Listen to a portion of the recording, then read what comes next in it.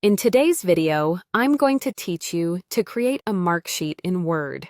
By the end, you'll have a clean, organized table that's easy to read and ready to print or share. This is perfect for teachers, tutors, or anyone who needs a straightforward way to record and present student marks. First, open Microsoft Word and start a new blank document. Keeping things simple at the start helps you focus on structure. If you already know how many students you'll include, that's great. If not, don't worry, you can add or remove rows later. It can also help to set your page layout now, like choosing portrait orientation and a comfortable margin size, so your table fits neatly on the page. Next, insert the table. Go to the Insert tab, click Table, and drag to select the columns you need. A common setup includes columns for student name, roll number, subject 1, subject 2, total, and grade. Make sure you count one extra row at the top for your headers, plus one row for each student. After inserting, you can adjust column widths by hovering over the borders and dragging until everything has enough space. Now, add your headers in the first row. Type labels like student name, roll number, subject 1, subject 2, total, and grade. Keep them consistent and clear.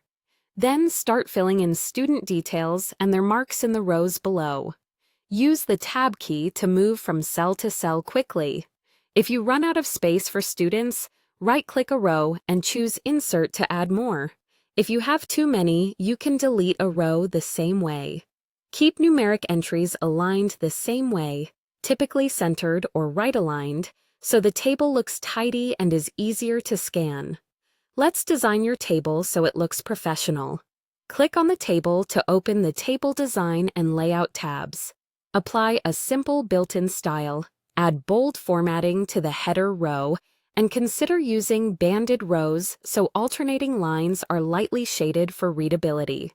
You can add subtle colors and adjust fonts, but aim for high contrast so everything remains easy to read.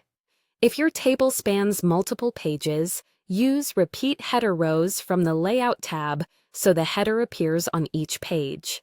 Adjust column widths to avoid cramped text and keep font sizes consistent. Finally, review and save. Proofread headers, double check marks, and ensure alignment and spacing look clean.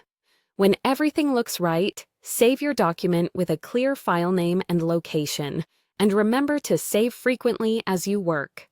If you found this helpful, don't forget to like, comment, and subscribe for more tutorials like this.